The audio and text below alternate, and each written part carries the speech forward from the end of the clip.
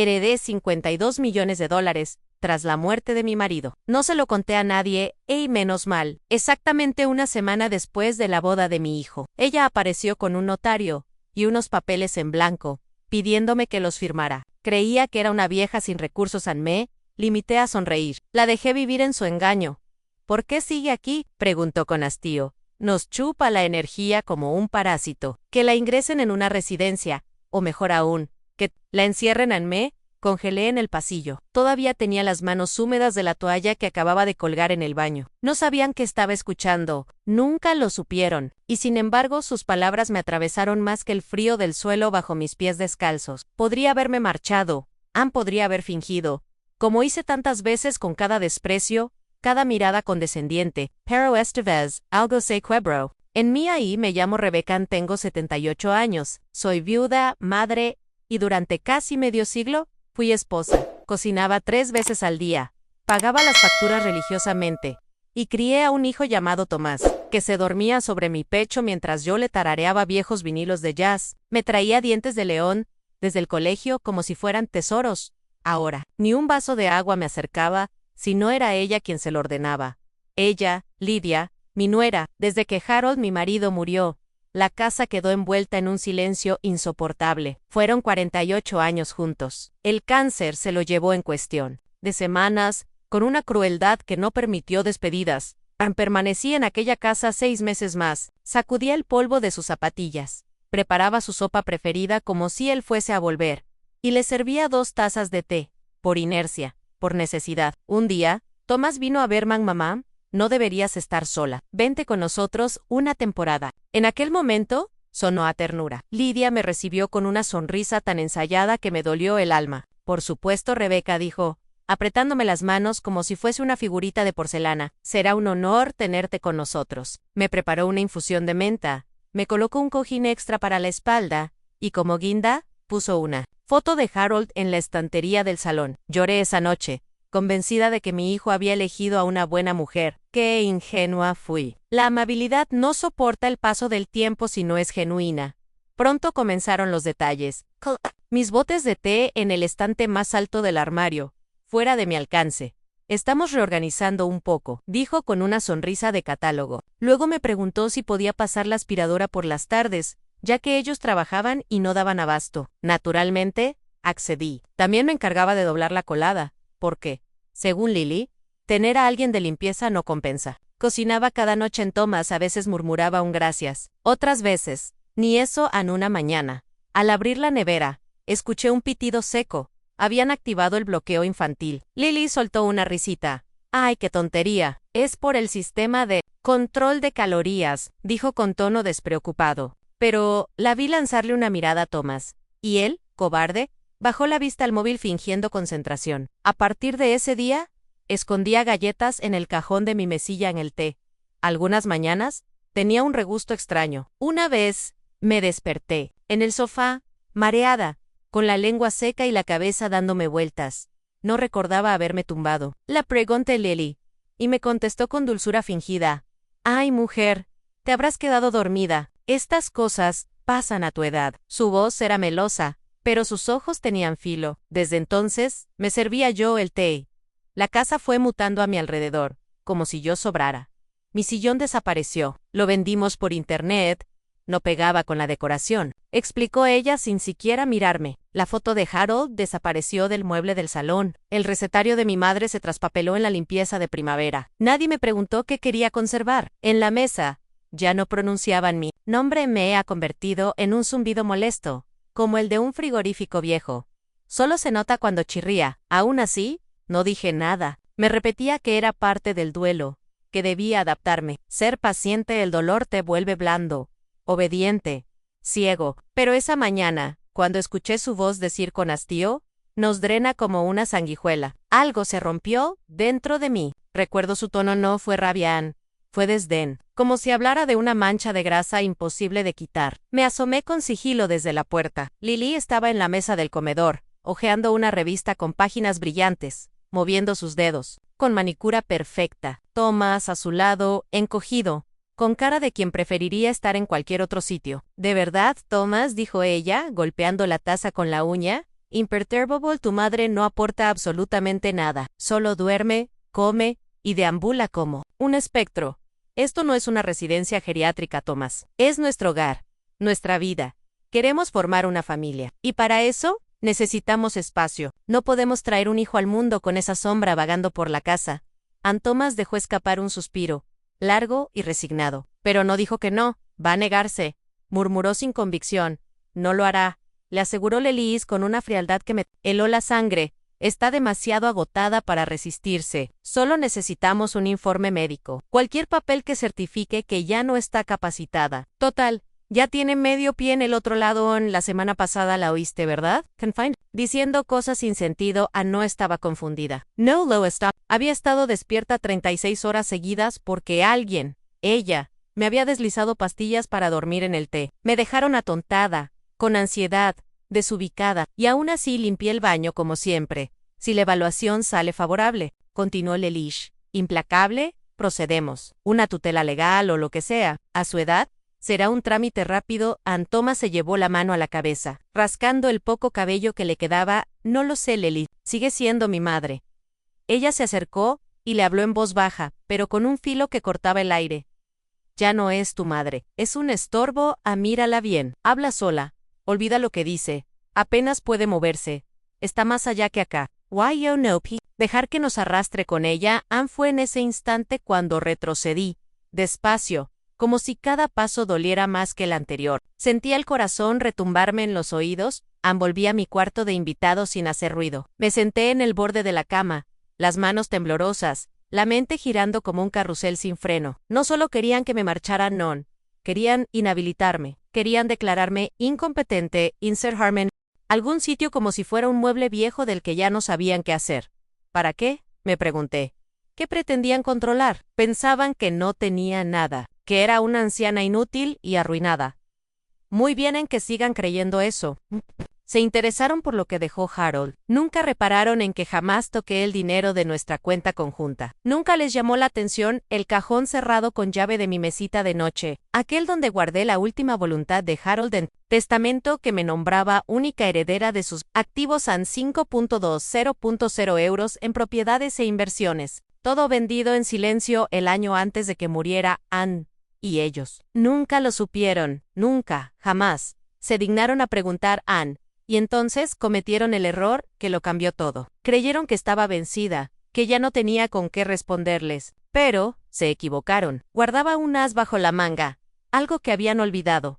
Como me habían olvidado a mí. Lo recordaba todo en cada desprecio, cada frase dicha cuando pensaban que yo era invisible por ser mayor. Y no pensaba olvidar. Cuando me instalé con ellos, lo hice con buena voluntad. Quería aportar, no estorbar. Me levantaba temprano para preparar la cena. Dejaba la ropa impecable, y me aseguraba de que la casa estuviera en silencio cuando llegaban. Limpiaba cada rincón, organizaba la despensa por colores, fregaba hasta la última junta del baño. No lo hacía por orgullo, sino por necesidad. Si me convertía en alguien útil, en una sombra discreta, pegada a la pared, quizás me permitirían quedarme sin hacer ruido. Lo que nadie imaginaba era que aquella casa no era suya. Era mía. Cuando Harold falleció, todo quedó a mi nombre, incluida la escritura de la casa donde ahora vivía Thomas. La habíamos comprado cuando él empezó la universidad, viéndolo como una inversión prudente para su futuro. Pero jamás se lo dijimos. Harold y yo siempre pensamos que hay cosas que deben ganarse, no regalarse como si fueran caramelos en una fiesta infantil. Así que cuando Thomas y Lelis se mudaron tras la boda, les dejamos creer que la vivienda era un gesto generoso de un benefactor anónimo. Desde mi fondo fiduciario pagaba impuestos, reparaciones, incluso el agua. Nadie hizo preguntas. Tampoco agradecimientos. Lily se sentía la emperatriz de la casa. Ann le fascinaban los muebles de catálogo y las reformas copiadas de revistas de diseño. A veces volvía y me encontraba con el papel pintado arrancado, muebles nuevos, paredes convertidas en una paleta de tonos beige que parecían salidos de una clínica privada. Hueles a alcanfor y derrota, soltó un día. Mientras yo cruzaba el pasillo con una cesta de toallas limpias. Ann, no respondí. Me di la vuelta y seguí hacia la lavandería. Le encantaba rebajarme. Disfrutaba humillarme especialmente frente a los demás. Me corregía a gritos cuando había invitados. No, Rebeca, ahora usamos la cafetera moderna. no esa reliquia, y hablaba de mí como si fuera un jarrón feo que nadie se atrevía a tirar. Una noche, mientras cenaban con unas amigas, dijo: tenerla aquí es como vivir en una exposición permanente de antigüedades. Todo huele a moho, y nunca se calla. Las carcajadas retumbaron en la sala. Thomas no decía ni una palabra. Bajaba la cabeza, centrado en su plato, apuñalando los guisantes como si le debieran algo. Nunca me defendió nunca no una sola vez. Y entonces llegó aquella tarde, en la que Lelouch, mientras redecoraba el salón, me lanzó una frase que sellaría su destino: haznos un favor y muérete antes de Navidad. Soltó sin apartar la vista de los cojines que reorganizaba. Estamos renovando. Lo soltó como quien comenta que cambiará una funda de cojín. Yo, a escasos metros, limpiaba el polvo de los ventanales. Su voz no tembló ni una pausa, ni un atisbo de duda, como si fuera su casa, como si yo ya no contara en aquella noche. En lugar de cenar con ellos, me encerré en mi cuarto. No hice ruido, no podía permitirme el lujo de que me oyeran. Lloré en silencio, apoyada en la misma almohada que Harold me regaló en aquel viaje a Cape Cod, cuando aún creía que la vida iba en línea recta. 30 años conmigo, y ahora a la mañana siguiente, decidí no gritar, no montar escándalos. Inicié mi propia guerra, silenciosa, meticulosa, implacable. En cada frase que salía de su boca, la transcribía. Usé una libreta pequeña, que escondí bajo el forro del cajón de mi mesilla. 3 de diciembre, amigas en la encimera. Me dan ganas de hacerle tragar esas galletas una por una. 10 de diciembre, Thomas, si no pones límites, lo haré yo, Ann, y no será bonito. 17 de diciembre, el mismo jersey, todos los días. Jura que huele a jazmín, pero yo huelo podredumbre. Las palabras son cuchillos, y yo llevaba semanas afilándolos. Ella no lo sabía. A nadie lo sabía, pero sabía que eso no bastaría. Necesitaba algo más contundente, así que cogí un marco de fotos antiguo, de los de roble macizo, con flores talladas donde solía ir la foto de Harold pescando. Le desmonté la trasera con cuidado, y escondí dentro una mini grabadora. La coloqué en la repisa de la chimenea, en el ángulo exacto. Ni una sombra de sospecha. Cada madrugada, mientras roncaban, transfería el audio a una memoria USB camuflada, con una etiqueta que nadie en su sano juicio revisaría. Cantos parroquiales 1980 a 1987. Día tras día, acumulé su veneno. La oí decir que fingía mis olvidos, que mi edad era un teatro. La grabé mofándose cuando le pedí ayuda con las bolsas, riéndose al oírme pronunciar mal su crema milagrosa, susurrando: es una garrapata, cuando pensaba que nadie escuchaba, pero yo sí lo hacía. Siempre lo hacía, Ann, y empecé a comprender. Lelouch no era simplemente cruel, era metódica. Sabía cómo convertir mi existencia en pruebas en mi contra. Si dejaba caer un vaso, era un síntoma. Si olvidaba cerrar la nevera, era deterioro mental. Un día, mientras revisaba su portátil sin cerrar, vi una carpeta con mi nombre en errores de Rebecca. Allí estaba todo, Ann, desde agosto, como si fuera una abogada reuniendo pruebas para encerrarme. Lo admito, Ann, me dio miedo, pero también me devolvió algo que creí enterrado con Harold. Algo más poderoso que el miedo, una furia serena. Una quirúrgica. No estaba desequilibrada, tampoco era ingenua. Y desde luego, ya no estaba dispuesta a seguir fingiendo que no lo veía venir. Aquella noche, la cena transcurrió en un silencio artificial, casi hostil. Había preparado pollo al horno con romero, un puré cremoso de patata y una ensalada templada de judías verdes con un toque de ralladura de limón, el menú favorito de Thomas. Cuidado hasta el último detalle. A nadie pronunció una palabra de agradecimiento, ni siquiera un gesto de cortesía. El silencio se mantuvo hasta que Lelouch carraspeó suavemente y empujó su silla hacia atrás, adoptando esa sonrisa filosa que usaba cuando planeaba algo cruel. Con teatralidad, extendió el brazo hacia el respaldo y extrajo un fajo de documentos perfectamente ordenados, envueltos en una carpeta azul reluciente. Caminó despacio hasta mí y los depositó junto a mi plato, justo encima de la servilleta de lino que había alisado con esmero esa misma mañana. Que la criada firme los papeles, dijo en voz alta, con tono triunfal, dirigiéndose a Thomas, ignorándome por completo. Ni siquiera sabe lo que está firmando.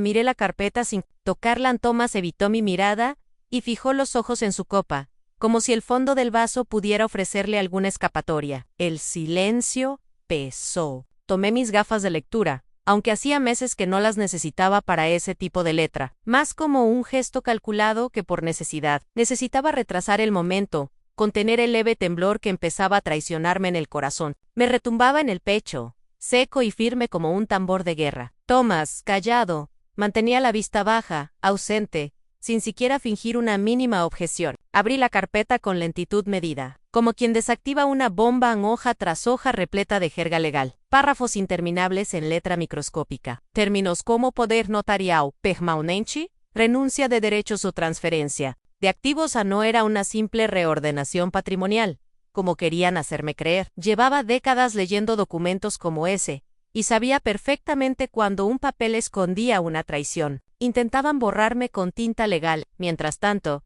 Lily se servía una copa de vino, lo removía con aire sofisticado y daba un sorbo elegante, como si estuviera disfrutando del clímax de una obra que ella misma había escrito. Son gestiones normales, comentó con un tono dulzón, sin que nadie le preguntara. Solo estamos organizando las cosas para que todo esté bien. Por si acaso. Anne pronunció ese por si acaso con una melosidad tan falsa que me revolvió el estómago, como si lo que iba a pasar no estuviera ya planificado minuciosamente a mis espaldas. Asentí despacio. Volví a la primera página, fingiendo que necesitaba concentrarme. No acabo de entender esta parte, murmuré, señalando con el dedo una línea cerca del final, dejando caer una pausa intencionada, porque sabía muy bien lo que venía, y ya no pensaba callar. ¿Qué significa esta palabra?, pregunté, señalando el contrato irrevocable. Lily soltó una carcajada breve, sin rastro de calidez. No te preocupes, Rebecca, solo es jerga legal. Facilita los trámites más adelante. Y me giré hacia Thomas. ¿Tú entiendes lo que pone aquí? Él alzó la vista, por fin, los ojos apagados. Ni siquiera me sostuvieron la mirada. Tranquila, mamá es para ayudarte. Ah, sí, no tienes que preocuparte de facturas ni de líos burocráticos. Fingí una sonrisa temblorosa y pasé otra página. Mis dedos temblaban con la dosis justa para parecer frágil. No desconfiada.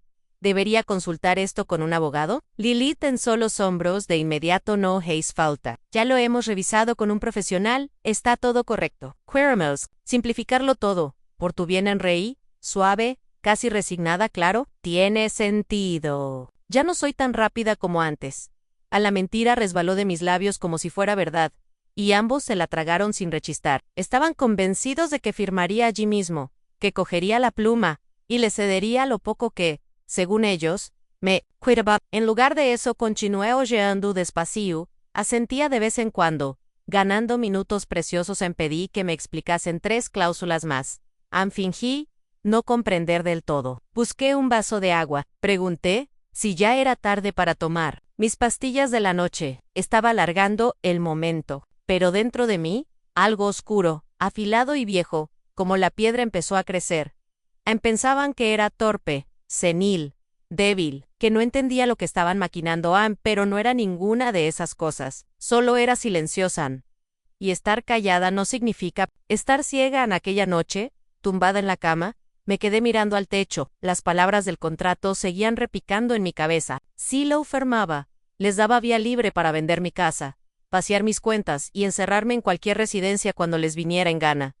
Saqué mi cuaderno y apunté la fecha, la hora y cada frase exacta que Lelish había dicho. Luego fui al armario, recuperé la memoria USB escondida detrás del costurero y volqué la grabación que había hecho esa noche. Su voz, clara como el agua, decía: ni siquiera entiende lo que firma. Querían que desapareciera sin molestar, pero no pensaba hacerlo en silencio. Aquella misma noche, mientras abajo reían pensando que todo iba según su plan, yo tejía el mío, aunque creyesen que la vieja no sabía leer, que asumieran que la criada obedecería, que pensaran que firmaría. Sin miraran todo, había comenzado, como siempre, con la trampa disfrazada de una sonrisa. Te he pedido cita para un chequeo rápido. Rebecca, dijo Liles una mañana, entre tostadas frías y falsa amabilidad, para controlar tu tensión y ver cómo estás. En general, ya sabes, a tu edad, es mejor prevenir. Lo dijo con esa voz dulzona, que solo usaba cuando estaba mintiendo. Thomas asintió, sin mirarme. Es algo rutinario, mamá. Lo recomendó una amiga de Lilish. Es una clínica muy buena. Siempre han sabido tratar muy bien a las personas mayores. Pero yo ya había aprendido la lección. Protestar. solo alimentaba su teatro, así que me limité a sentir, esbocé una sonrisa y bebí un sorbo de mi té, que ahora me preparaba yo misma, cada mañana. Hacía semanas que Leilish no se molestaba siquiera en ofrecerme nada. La cita estaba fijada para el viernes, y fue ella misma quien insistió en llevarme a Lucía un jersey beige y unas gafas de sol desmesuradas. Mantuvo durante todo el trayecto esa voz aguda y empalagosa que usaba cuando pretendía estar de buen humor. «Este centro es estupendo», comentó mientras conducía hacia un discreto complejo médico, escondido entre bloques de apartamentos de lujo. «La doctora Myers es encantadora, ya verás. Te va a gustar mucho». Aparcó con una sonrisa y me abrió la puerta del coche como si fuera una invitada distinguida, no la víctima de una emboscada cuidadosamente planificada. En recepción nos recibió una mujer con una sonrisa mecánica y un portapapeles. Mi mirada recorrió las paredes, ni rastro de carteles sobre el colesterol, el corazón o la presión arterial, solo información sobre deterioro cognitivo, guías sobre la detección temprana de la demencia y consejos sobre cómo prepararse ante la pérdida de memoria. Me estaban evaluando para una posible incapacitación legal. Mayer Durrió yo. A Leilish estaba absorta en su móvil, escribiendo con rapidez. Una mujer de unos 40 años se acercó y pronunció mi nombre. Era la doctora Myers. Llevaba el cabello rizado, la mirada afilada y una profesionalidad tan pulida que resultaba gélida. Su apretón de manos fue firme, pero carente de cualquier afecto. Me condujo a una sala blanca, impersonal, con 2 sillas, un escritorio minúsculo y una grabadora digital encendida sobre la mesa. No había camilla, ni fonendoscopio, ni instrumento médico alguno. «Me han dicho que últimamente tienes problemas de memoria», dijo en cuanto me senté. Alcé una ceja, sorprendida. «En realidad, estoy bastante centrada últimamente. La semana pasada terminé una novela bastante densa». La doctora Myers me dedicó una sonrisa condescendiente, del tipo que no escucha sino que clasifica. «No se preocupe, solo haremos unas pruebas muy simples». Nada invasivo. Comenzó entonces con una batería de ejercicios de memoria, nombres, secuencias, números, pequeñas trampas envueltas en cortesía clínica. Primero vinieron las preguntas de orientación: ¿en qué día era? ¿Quién gobernaba el país? ¿En qué ciudad nos encontrábamos? Respondí sin titubear. Luego, pasaron a la abstracción. Si tuvieras que explicar el dicho, no llores sobre la leche derramada, ¿qué dirías que significa? Contesté con calma, aunque no sirve de nada lamentarse por lo que ya ocurrió en ella. Tomó nota sin mirarme. Otra pregunta. Si un tren viaja hacia el oeste a 96 kilómetros por hora y un coche hacia el este a 64 kilómetros por hora, ¿a qué distancia están tras media hora? Sonreí con ironía. ¿Esto es una entrevista para la NASA? No real. Continué escribiendo. Las preguntas se tornaron más personales. ¿Oyes voces cuando estás solo? ¿Sientes que te observan? ¿Has pensado en hacerte daño? ¿O a otros? Contesté firme y sereno: no, en todos los casos. Pero ella no levantó la vista ni un segundo. Al terminar, me agradeció con cortesía y me indicó que esperase fuera a Leilish. Me aguardaba en el coche. Llevaba las gafas de sol puestas y los ojos fijos en la pantalla del móvil. «¿Qué tal fue?», preguntó sin apartar la vista. «Todo bien», respondí, mirando al frente, apretando la mandíbula. Una semana más tarde, llegó una carta. «Dirigida a mí». Sí, pero como siempre, fue Leilish quien la abrió. Estaba en la cocina, junto a la cafetera, leyéndola como si fuera la lista de la compra. Yo fregaba los platos. «Bueno», canturreó con ese tonito triunfal. «Paraskew. Al final han encontrado algo». Me la tendió con 2 dedos, como si le diera asco tocarla. Me sequé las manos y la tomé con cautela. Era del Centro Médico Estatal. Resultado de la evaluación cognitiva y conductual, en recomendación de seguimiento y posible derivación a cuidados prolongados. Tragué saliva. Diagnóstico: deterioro cognitivo leve con alteraciones en el comportamiento. Recomendación en vigilancia estrecha y preparación para tutela legal o internamiento psiquiátrico indefinido. Doblé la carta con precisión quirúrgica. Cuando levanté la vista, Thomas estaba allí, parado en el pasillo, observando, en silencio en Lily. En cambio, se giró tarareando mientras se alejaba Anne. Lo estaban orquestando todo. Intentaban declararme incapaz legalmente para quedarse con la casa, las cuentas, cualquier centavo que creyeran que guardaba. Creían que, una vez me encerraran en una institución, el camino estaría libre Anne, pero se equivocaban. Lo había previsto todo. Cada conversación, grabada, cada archivo, respaldado. Aquella carta, escaneada y guardada en mi creciente archivo de pruebas, porque esto no era una simple artimaña Aera and Crimen, y no pensaba permitir que se salieran. Con la suya, al día siguiente, salí temprano. No llamé desde casa, por supuesto. Caminé 3 manzanas hasta la biblioteca pública, y usé una de las cabinas telefónicas antiguas que mantenían para emergencias. Marqué de memoria a Alan Green. Había sido el abogado de Harold. Durante más de 3 décadas, colgué el teléfono, con manos temblorosas, y cerré los ojos, un instante. No estaba simplemente conviviendo con una nuera manipuladora. Compartía techo con una experta en el arte del engaño. Ian continuó con tono grave. La están investigando discretamente en Nueva Jersey, pero nunca han conseguido pruebas concluyentes para procesarla. Al parecer, cambia de residencia cada año y medio o 2, se casa, cobra todo lo que puede, y luego desaparece como si nunca hubiera existido. ¿Y Thomas? Susurré con la voz encogida. Alan dudó. No is. Completamente ajeno. No es brillante, pero tampoco tonto. Hay movimientos de cuentas, cambios de claves, solicitudes de nuevos beneficiarios. Es imposible que no haya sospechado algo. Anoté un pinchazo en el pecho. Por no Lori. Las lágrimas se habían agotado mucho antes. Lloré el día que Harold murió. Lloré cuando Thomas dejó de llamarme mamá, y empezó a tratarme como a una extraña más, llamándome simplemente Rebecca. Pero ese pozo se secó. Ahora había otra cosa. En mí no era rabia, tampoco tristeza. Era algo más fino, más denso, algo ancestral, puro, afilado como el hielo. ¿Creen que soy débil?, dije, y se apoyan en ello. Asintió Ian y miré por la ventana de su despacho. El cielo gris de Nueva York pesaba como una losa, pero dentro de mí algo se había encendido. Una decisión sin marcha atrás. No verán venir lo que se avecina. Murmuran. Alan sonrió apenas. Y, vamos a asegurarnos de que no lo vean en passé.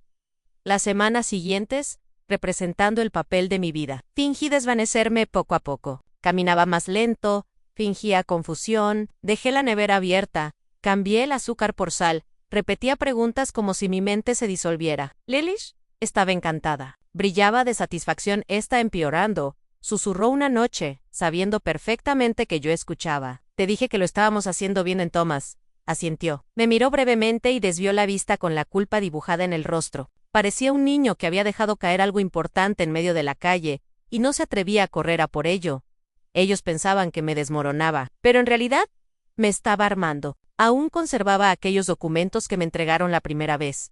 Los tenía escaneados y guardados. Se los reenvié a Alan. Él redactó una nueva versión. A simple vista, eran idénticos a misma portada, mismo diseño, misma letra, pero lo que firmé aquella vez no sería el certificado de mi sumisión, sería la chispa de su caída.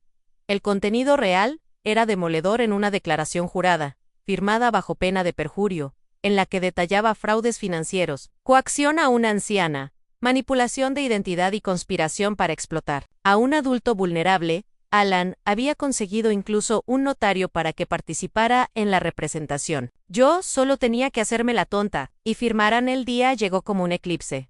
Lilish me despertó con una falsa dulzura. Llevaba una blusa de color perla y pantalones beige, como si fuese a un cóctel en un club exclusivo. En su voz empalagosa me erizaba la piel, y esas manos suyas, tan suaves como fingidas, me ayudaban a colocarme un cardigan recién planchado. Hoy va a ser un día estupendo, murmuró con dulzura fingida. Solo vamos a formalizar un par de gestiones. Después de esto, no tendrás que preocuparte por nada nunca más.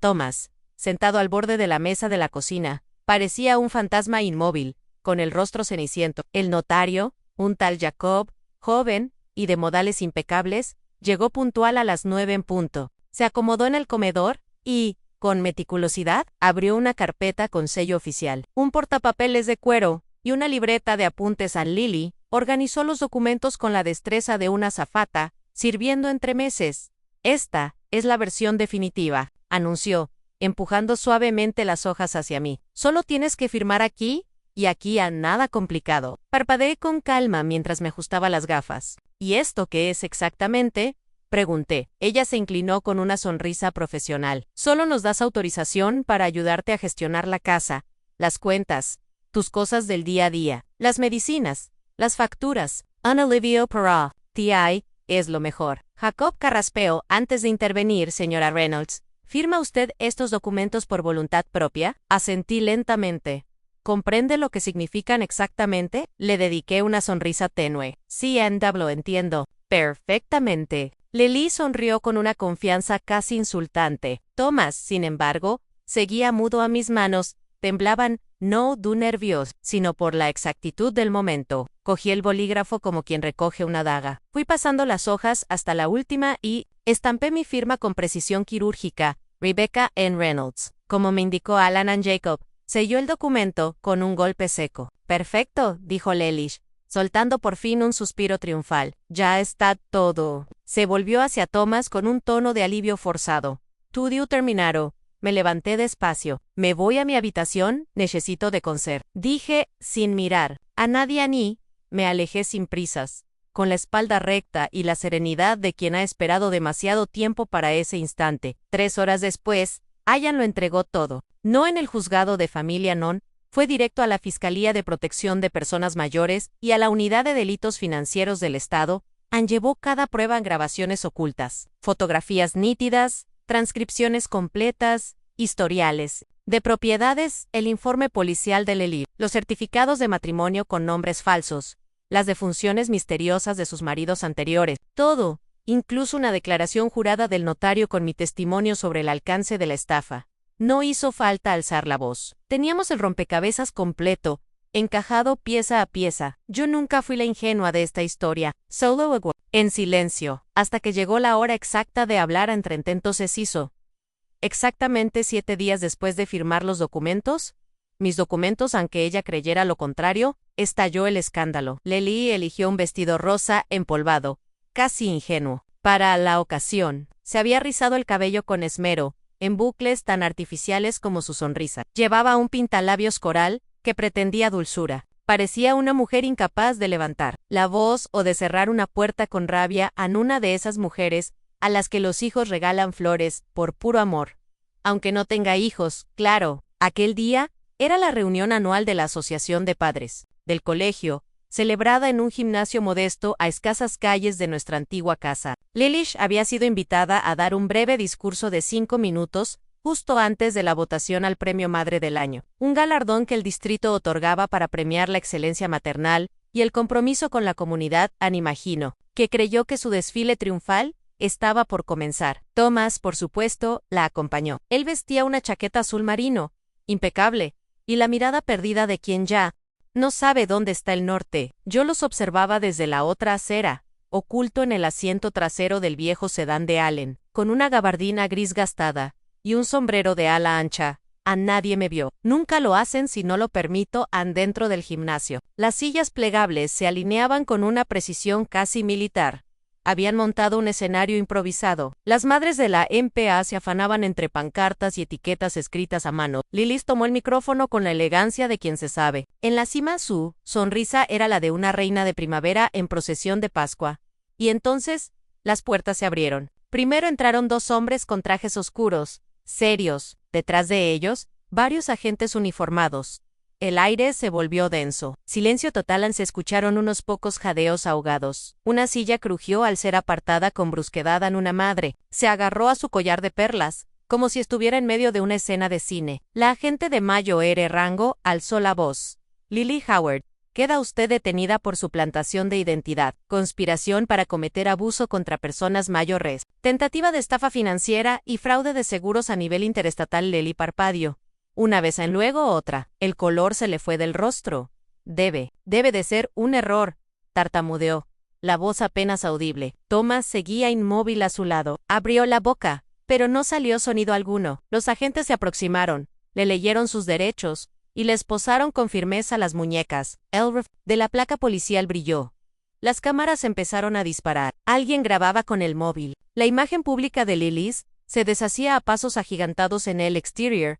La prensa ya empezaba a remolinarse. Alan, siempre meticuloso, había enviado denuncias anónimas a varios medios locales, lo justo para que la noticia tuviera eco, y no muriera en silencio. Tal como ella había planeado con mi vida, yo observaba tras la cinta policial. Sin emitir palabra, la escoltaron hacia la puerta principal, y en ese instante de tensión suspendida, nuestras miradas se cruzaron. Se detuvo en sus ojos desencajados. su mandíbula rígida. Yo, no sonreí. No hacía falta.